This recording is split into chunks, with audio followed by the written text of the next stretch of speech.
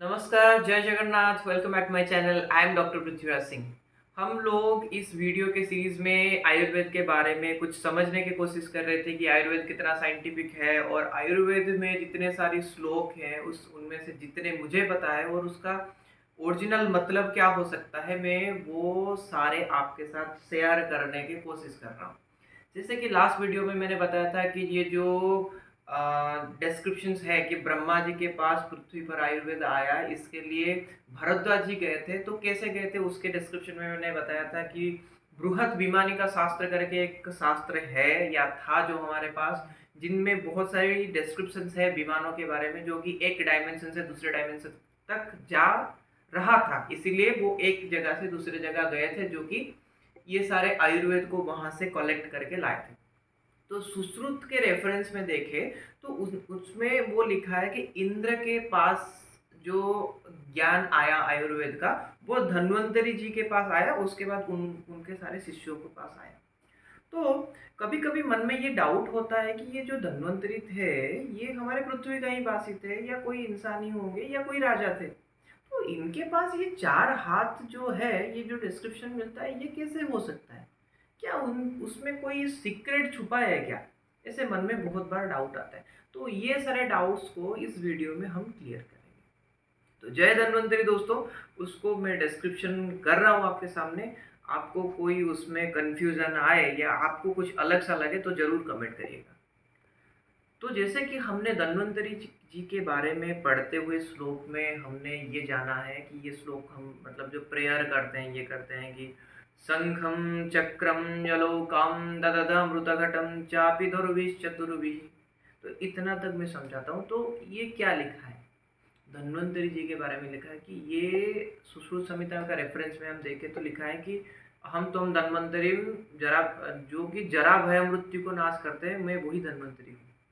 धन्वंतरी जी के बारे में ये भी बताया गया है कि धन्वंतरी जी वो है जो कि अमृत कलश लेकर समुद्र मंथन के टाइम प्रकट हुए थे। समुद्र मंथन के बारे में मैं आपको कभी बाद में बताऊंगा कि ये समुद्र मंथन है क्या, क्योंकि जब तक हम समुद्र मंथन को सही से नहीं समझेंगे आयुर्वेद को समझने में दिक्कत हो जाएगा।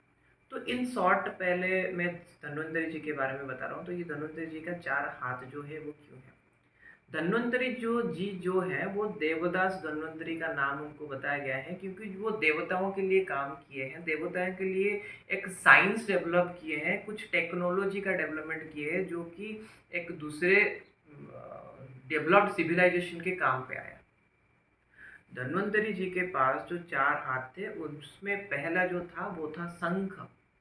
शंख रिप्रेजेंट स्टेरिलाइजेशन। आपने देखे होंगे कि सारे जितने हमारे स्क्रिप्चर्स हैं, कोई पूजा विधि हो गया, उससे पहले शंख बजाते हैं। शंख का मतलब होता है जितने भी बैड इफेक्ट्स हैं, जितना भी आसुरी शक्ति है, उसको दूरी करना। और वो आसुरी शक्ति को आयुर्वेद में भूत विद्या और उसको माइक्रोब्स के साथ जोड़ा गया है। Sankha represents the sterilization. Before doing any surgery, you have to do sterilization. The sterilization is known as Sankha. उसके बाद आता है चक्र।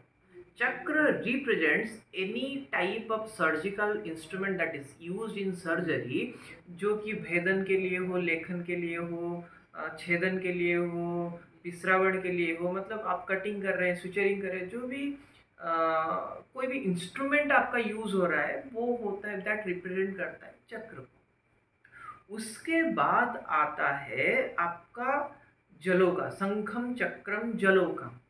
जलों का वो होता है, कभी आप सर्जरी करते हैं तो पहले स्टेरिलाइजेशन किए, उसके बाद सर्जरी किए जिसमें आप भेदन छेदन लेखन कुछ भी किए। उसके बाद जो एक्यूट इन्फ्लामेशन आता है, वो इन्फ्लामेशन को कम करने के लिए आपको इन्फ्लामेशन मैनेजमेंट और पेन मैनेजमेंट चाहिए होता है, जो कि the single thing that you can use, that is leech. Leech therapy बहुत पहले से ही यूज हो रहा है एक्यूट इन्फ्लामेशन को मैनेज करने के लिए। जब आप ये तीनों चीज़ कर लेंगे और पेशेंट का pain management, acute inflammation management कर लोगे, उसके बाद ही आप मेडिसिन यूज़ कर पाओगे। ये चारों ट्रिक्स, ये चारों जो सूत्र भगवान धन्वंतरी जी ने बताया था, इसीलिए उनका 4 हाथ रख के उनको पूजा कर रहे हैं हम लोग। तो ये था टोटल इन्फॉर्मेशन धन्वंतरि जी के बारे में कि धन्वंतरि जी के पास एग्जैक्टली 4 हाथ नहीं था। ये जो 4 हाथ था ये 4 चीज़ों को रिप्रेजेंट करता है। Before doing surgery you have to do sterilization, then you have to do surgery, then you have to maintain the you have to manage the acute inflammations, और तो इन्फ्लेमेशन जो भी आए उसको मैनेज करना है, पेन मैनेजमेंट करना है। उसके बाद आपको मेडिसिन यूज़ करना है और रिजल्ट पाना है। धन्वंतरि जी के बारे में बहुत लिखा है कि वो आर्टिफिशियल लिम्ब लगाने का सर्जरी किए हैं, बहुत सारी सर्जरी का टेक्निक्स उनसे ही निकला है, और उनका ही स्टूडेंट है सुश्रुत, जिनको हम फादर ऑफ सर्जरी के नाम से जानते हैं। तो आज का इन्फॉर्मेशन कैसा लगा जरूर कमेंट करिएगा, और नेक्स्ट वीडियो में हम समुद्र मंथन के बारे में जानेंगे। थैंक यू, नमस्कार, जय जगन्नाथ।